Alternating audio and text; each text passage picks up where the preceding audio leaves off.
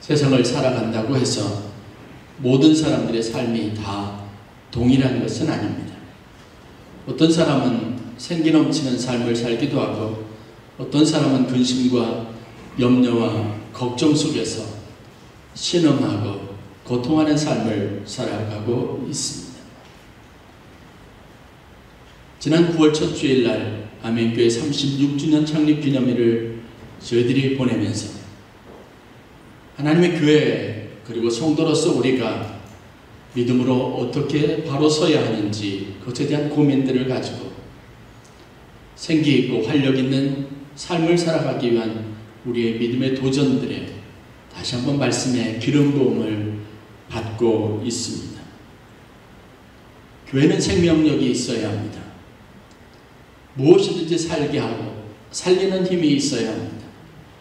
모든 부정적이고 모든 세상적인 것들과 하나님의 일들을 구별해낼 수 있는 지혜를 가지고 믿음의 선한 싸움을 싸울 수 있어야 합니다. 코로나 시대에 우리는 믿음으로 하나님을 믿는 백성들이 누리게 되는 삶의 특별한 축복에 대해서 묵상할 수 있어야 합니다.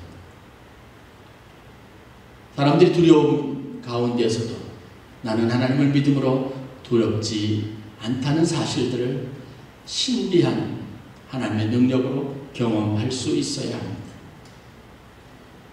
세상에 여러 가지 혼란스러운 상황이 내 삶에 깊은 영향을 미치지 않도록 말씀의 방어막을 가지고 살아가실 수 있어야 합니다. 교회가 가지고 있는 최고의 모습, 교회가 세상과 다른 가장 본질적인 아름다움이 바로 사랑이라고 하는 하나님이 우리에게 부어주시는 은혜 안에 있다는 사실들을 오늘 여러분들과 함께 말씀으로 나누고자 합니다. 사랑을 여러분 다 알고 있다고 자신하지 마십시오. 사랑은 말씀을 통해서 배워야 합니다. 하나님이 어떠한 사랑을 우리에게 부어주셨는지 여러분들이 성경을 통해서 그 구체적인 사실들을 발견하고 여러분들이 그런 사랑을 갖도록 하나님 앞에 기도할 수 있어야 합니다. 왜냐하면 이 사랑은 하나님의 본질을 나타내주고 있기 때문이고 하나님이 이 세상을 사랑이라고 하는 큰 에너지를 가지고 섭리하시기 때문에 그렇습니다. 오늘 우리가 읽은 본문은 분명한 사실들을 우리에게 말하고 있습니다.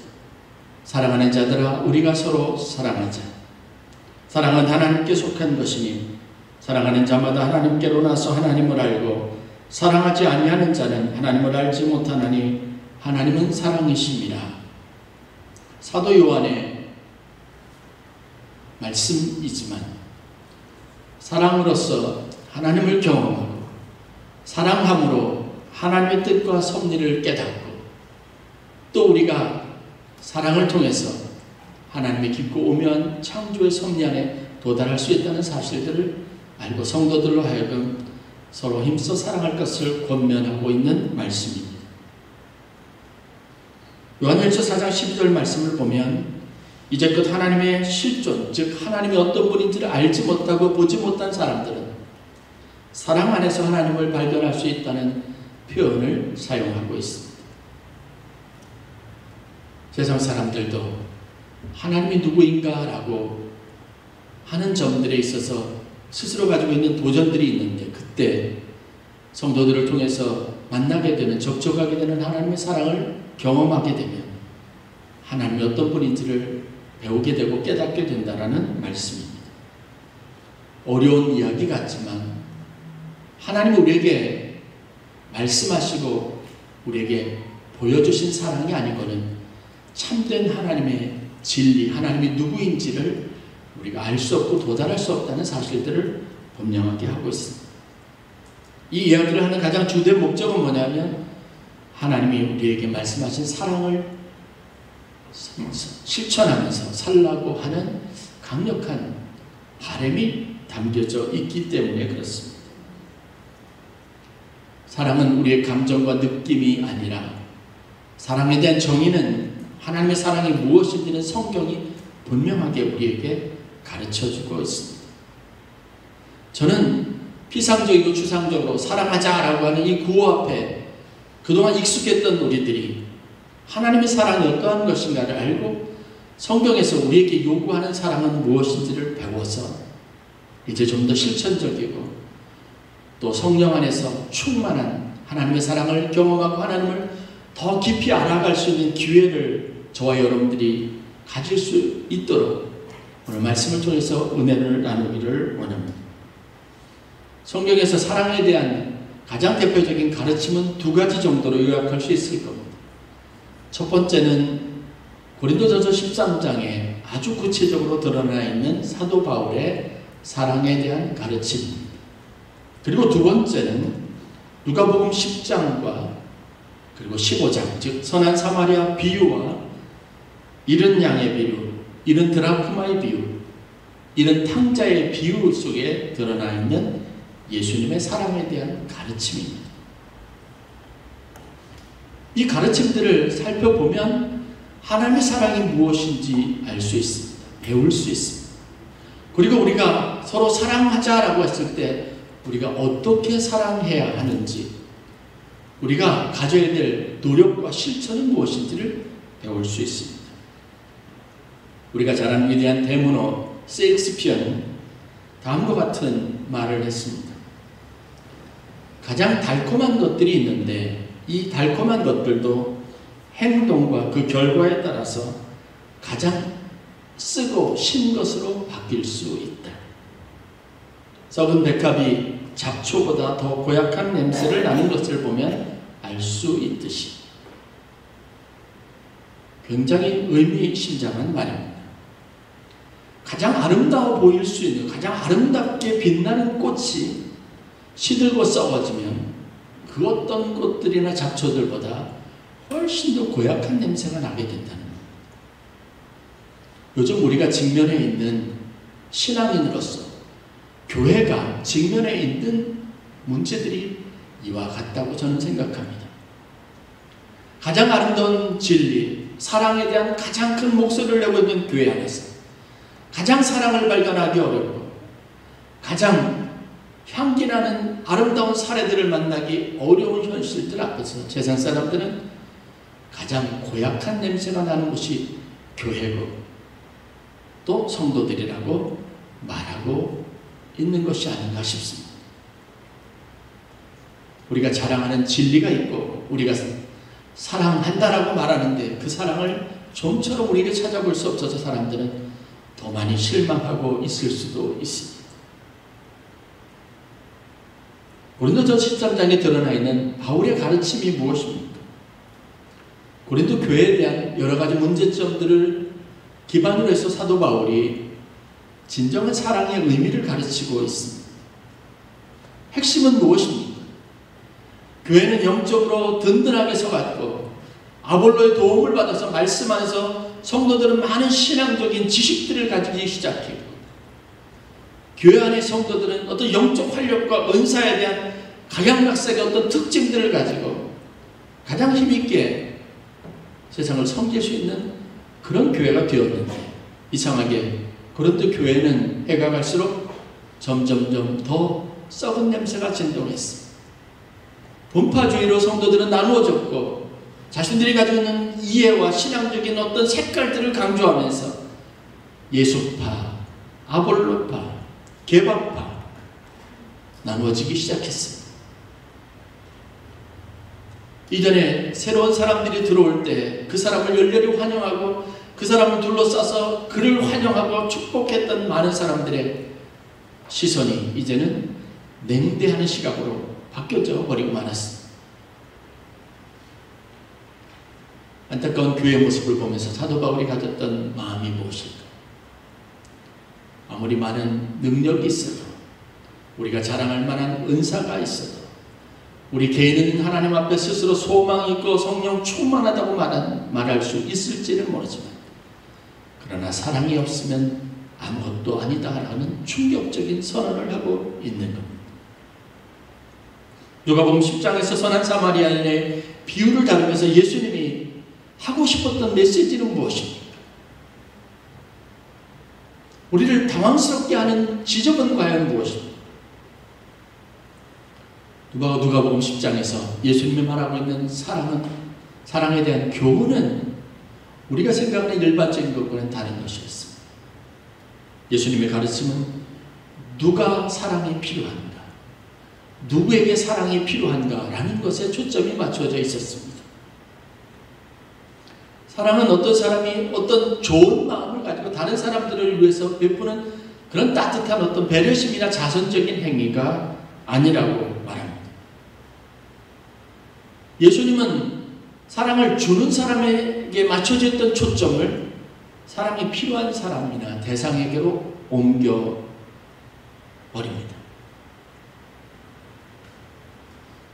하나님의 사랑은 늘 언제나 어떤 능력 있는 사람이 능력이 부족한 사람에게, 결핍 있는 사람들에게 주는 것이 아니라 하나님의 사랑은 본질적으로 물이 흐르는 것과 같이 자연스럽게 사랑이 필요한 사람에게 무조건적으로 흘러가는 것이라고 말하고 있습니다. 누가복음 15장의 이른 양의 비유, 이른 드라크마의 비유, 탕자의 비유에서 보는 게 바로 그것입니다. 99마리 양들은 어떡하라고요? 그 한 마리 양의 가치가 과연 99마리의 양보다 가치 있나요? 라고 우리는 생각합니다. 99마리의 안전을 위해서 한 마리는 포기하는 것이 훨씬 더 합리적이라고 생각할 수 있습니다. 아버지에게 순종적이지 못했던 아들이 그렇게 고생하는 것, 그리고 그렇게 취급받는 것은 당연하다고 생각할 수 있습니다. 그런데 하나님의 마음과 생각과 계획은 달랐습니다. 하나님은 잃어버린 한 가지의 한 마리에 굉장히 집중합니다. 다른 것들에 대한 고려는 하지 않습니다. 아버지도 마찬가지입니다. 왜요? 하나님의 관심은 잃어버린 것, 하나님의 사랑이 필요한 것, 하나님의 돌봄이 필요한 그곳에 집중되어져 있기 때문에 그렇습니다.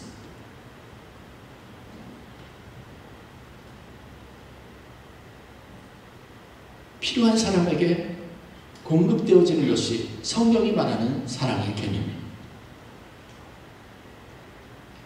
사랑의 기준이 세상적인 것과 하나님의 것이 그래서 분명한 구별이 됩니다.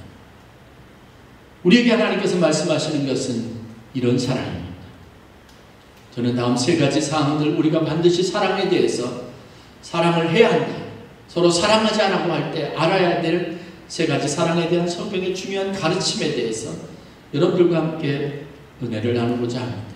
여러분들도 마음에 꼭 새기시기를 바랍니다. 첫째, 사랑이 왜 필요한가라는 사실에 항상 주목하고 그것에 대한 이해가 분명하게 있어야 합니다. 사랑은 사람들의 마음의 고통과 아픔, 결핍이 있기 때문에 필요한 것입니다. 고린도전서 13장에서 좋은 지도자, 아주 많은 성령의 은사를 가진 사람들을 언급합니다. 그런데 이 사람들이 아무리 좋은 지도력을 발휘하고 아무리 많은 은사를 가지고 많은 사람들에게 유익을 주고 덕을 준다 할지라도 그것이 사랑을 모티브로 하지 않는, 사랑하는 마음이 기반에 되어서 하지 않는 일이라면 그것은 아무 소용이 없다는 겁니다. 교회 안에서 좋은 지도자보다 더 존경받고 훌륭한 사람이 누구냐 하면 겸손하게 섬기는 사람이에요. 그런 사람들이 사람들 마음에 더 깊은 감동을 줍니다. 어떤 판단력이 뛰어난 사람보다도 사람들에게 좋은 영향력을 행사하는 그런 말의 힘이 있는 사람보다도 보이지 않는 곳에서 섬김과 나눔을 통해서 본을 보이는 사람에게서 훨씬 더 신앙적인 감화를 많이 받게 되어져 있습니다. 매튜 헨리는 자신이 성경 주석을 하는 그 주석서에서 기적적인 믿음이나 산을 움직일 수 있는 믿음이 사람의 계산으로 볼 때는 굉장히 크고 놀라운 업적이라고 평가할 수 있지만, 그러나 하나님의 평가, 즉 하나님의 계산으로 보면 1드렘, 즉 4g 정도의 사랑이 더 가치가 있다라고 표현을 했습니다. 영적 은사를 아무리 가지고 있어도 그것으로 하나님의 뜻을 성취하지는 못합니다. 오히려 아주 작은 사랑과 그 사람의 나눔과 실천이 훨씬 더 영적인 파급력을 가지고 사람의 마음을 변화시키고 그 사람의 삶의 태도를 바꿔놓는 힘이 있다는 사실들을 우리가 알아야 합니다. 사랑은 왜 필요합니까? 이 사랑만이 사람을 치유하고 변화시킬 수 있고 심지어는 무너진 것을 다시 세울 만큼 능력 있는 것이기 때문에 그렇습니다. 그럼 우리 자신의 신앙 여정을 한번 되돌아보세요. 내가 어떻게 해서 예수를 믿게 됐습니까? 내가 어떻게 변화되었습니까? 내가 어떻게 내 삶에 대해서 새로운 시각과 소망을 갖게 되었습니까? 잘 나가던 내가 왜 지금 믿음을 가지고 이런 삶을 살 수 있게 되었습니까? 그래서 세상적인 기준과는 거리가 먼 곳에 있습니다. 하나님의 사랑을 받았습니다. 그 사랑이 내 마음에 부음받았습니다. 그것 때문에 내 마음이 움직였습니다. 살 수 없을 것 같던 내가 삶의 소망을 바라보게 되었습니다. 누가 특별히 무엇을 더 주어서가 아닙니다. 내가 원하는 것을 얻어서가 아닙니다. 진정한 마음의 변화는 하나님이 나를 사랑하신다는 사실을 깨닫게 되는 그 순간, 알 수 없는 그 깨달음이 내 삶을 바꾸고 내가 가지고 있는 모든 인생의 가치관을 바꿔놓았다는 것. 그렇다면 여러분, 그럴 자격 있는 사람에게 이 사랑이 필요한 게 아니죠. 이 사랑이 흘러가야 될 사람, 이 사랑이 전달되어야 할 사람에게 사랑이 흘러가야만 되는 겁니다. 내가 잘 알지 못하는 그런 낯선 사람이 지나갈 때 그 사람에게 친절을 베풀 수 있어야 하는 것이 사랑입니다. 우리가 아주 복잡하고 익숙한 환경에서 우리가 계산 가능하고 예측 가능한 상황에서 베풀어지는 사랑은 하나님의 사랑의 본질과 어떻게 보면 거리가 있습니다. 누가복음 10장에 나와 있는 선한 사마리아 사람의 비유에서 나타나는 것이 바로 그겁니다. 사마리아인은 강도 만난 사람을 이전에 만난 기억이 없습니다. 그 사람과 익숙하게 만나왔던 사이도 아니고 그리고 전에부터 알던 사이의 사람도 아닙니다.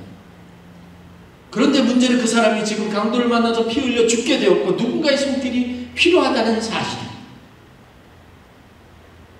우리는 아주 상식적으로 그런 사람에게 도움이 필요하다는 것에 동의하지만 그러나 여전히 우리는 계산합니다.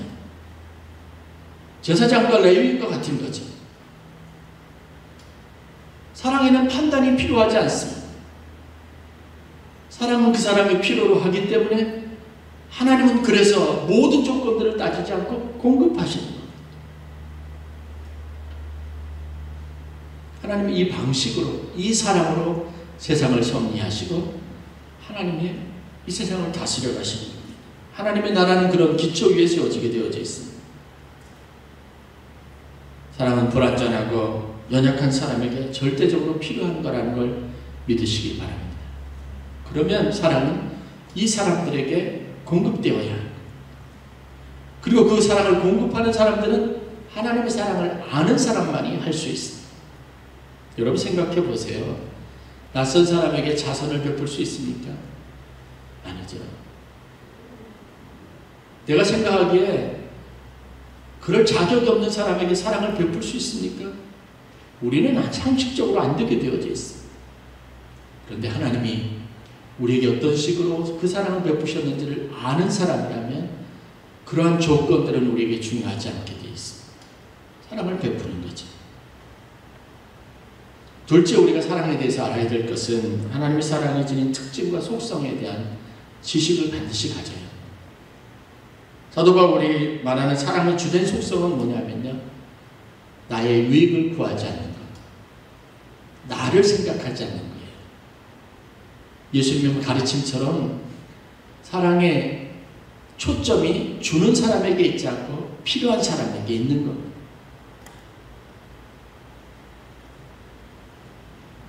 내 주머니의 사정이나 내가 할 수 있는 능력을 여러분 생각하고 우리가 사랑을 베풀지는 않습니다.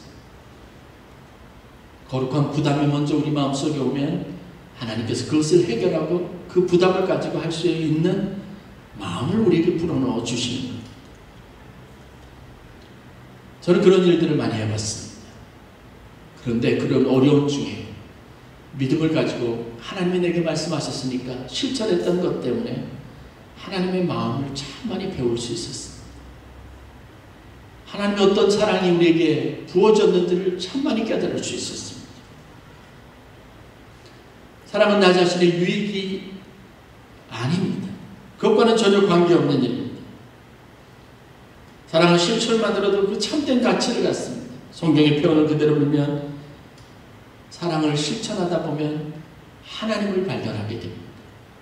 하나님은 사랑의 실천을 통해서 자신이 사랑이시다는 것을 증명하는 겁니다. 제사장과 레위인이 강도 만난 자 쓰러진 자를 보면서 그냥 지나쳤습니다. 이유가 뭘까요? 우리가 익숙하게 잘 알고 있는 정결례가 있습니다. 율법에서 피 흘린 자, 하나님 앞에 제사를 드리러 가는 특별히 제사장이나 레위인들은 피 흘린 자를 가까이 하면 안 돼요. 피를 보아서도 안 되고 만져서도 안 됩니다. 제사장 규정 등이 있었을 겁니다. 그러한 여러 가지 상황들을 고려하면 강도 만난 자를 지나치는 것은 상식적인 일이고 가장 중요하게 해야 할 일입니다. 그런데 여러분, 이 비유가 있기 전에 배경을 살펴볼 필요가 있습니다. 이 비유는 왜 예수님께서 누구에게 말씀하셨냐 하면 한 율법사가 나타나서 성경에 말하고 있는 가장 큰 계명이 무엇입니까? 라고 묻습니다.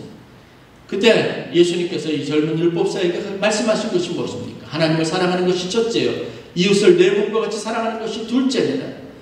이 하나님을 사랑하고 이웃을 사랑하는 것이 선지자의 가장 큰 강령이고 율법의 가장 중요한 기능이라는 겁니다. 그런데 레위인과 제사장들은 가장 중요한 계명을 버렸습니다. 정결례와 제사장의 규정을 따르기 위해서 그런 거죠. 우리가 살아가는 방식에서 아주 익숙한 것은요, 선택적인 정의예요. 나를 고려합니다. 내 생각을 먼저 합니다. 우리의 형편에 대한 고려가 많습니다. 그러니 사랑을 베풀 여력이 우리에게 없고 기회는 생겨나지 않습니다. 하나님은 독생자까지 아끼지 아니하고 우리에게 주셨습니다. 누가 이웃입니까? 누가 강도 만난 자의 이웃입니까? 이웃을 사랑하라고 할 때 이웃은 누구입니까? 모든 인간은 하나님의 형상으로 지음을 받았다라는 신앙 고백이 우리의 신앙입니다. 여기서 모든 사람은 누구입니까? 모든 사람이라고 하는 말은 예외를 두고 이 사람들 이런 부류는 아니다라고 하는 전제를 가지고 하나님이 선포하신 말씀은 아닙니다.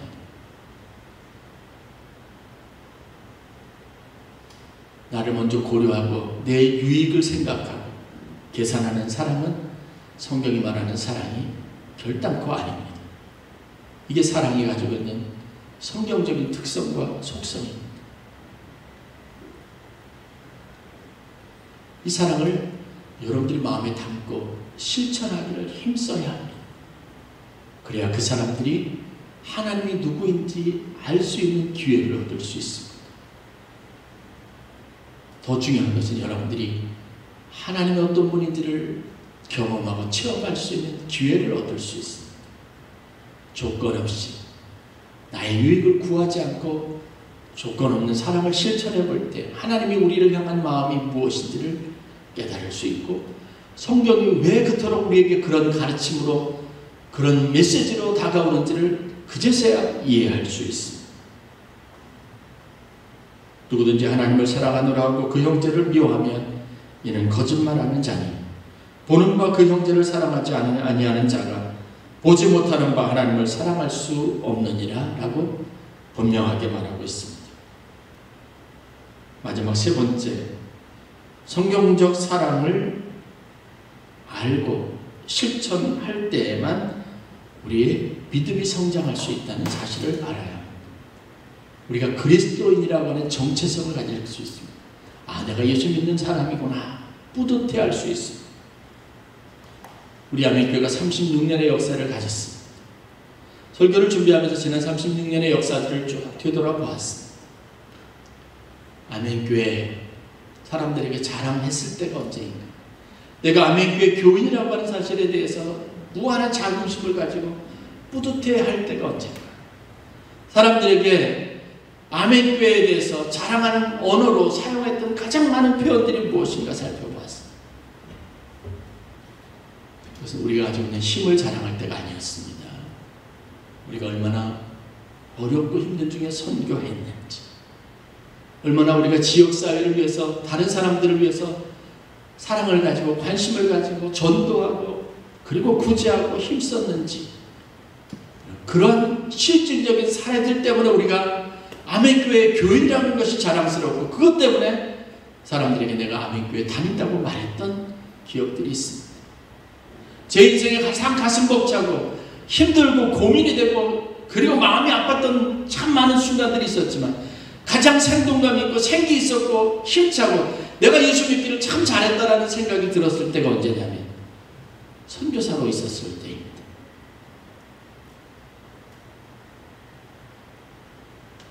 우리의 믿음의 확신, 신앙적인 정체성, 영적 충만함은 하나님이 우리에게 말씀하셨던 그 사랑을 실천하고 그 사랑을 행할 때 우리 삶에 오는 놀라운 축복이었다는 사실을 저는 여러분들이 꼭 기억하실 수 있었으면 하는 바람을 갖습니다. 이 사랑의 실천, 내 마음이 허락하지 않지만 그래도 말씀에 의지해서 했던 그 일 속에 기적이 있고 하나님의 은혜가 있고 그때 비로소 만날 수 있는 하나님의 마음이 있습니다. 그것이 우리를 성장시키고 우리가 신앙생활하기를 참 잘했다라고 생각나게 하는 겁니다. 우리 월 목사님이 계시고 최기호 목사님 계시는 일평생 선교하셨어요. 최기호 목사님은 제소자들을 위해서, 월 목사님은 선교사들을 위해서. 이분들이 선교하는 방식에 대해서 들을 수 있는 기회가 있었어요.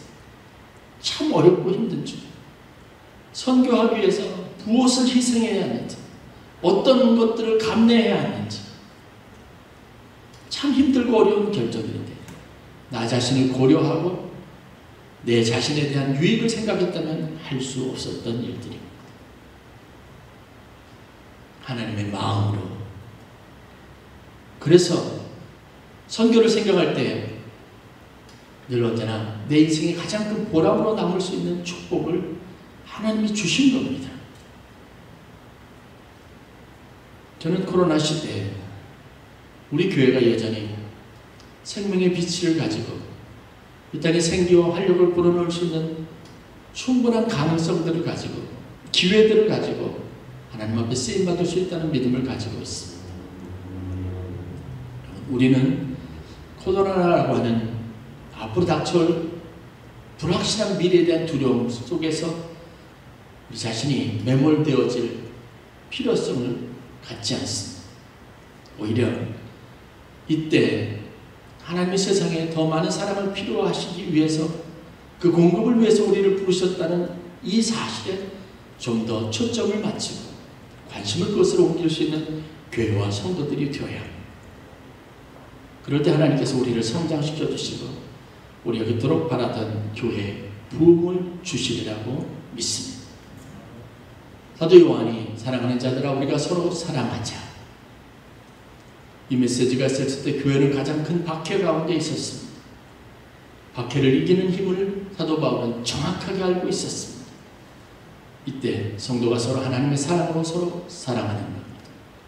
세상에 있는 어둠과 흑암의 권세를 이기는 힘이 하나님이 베푸시는 사랑 안에 있다는 것.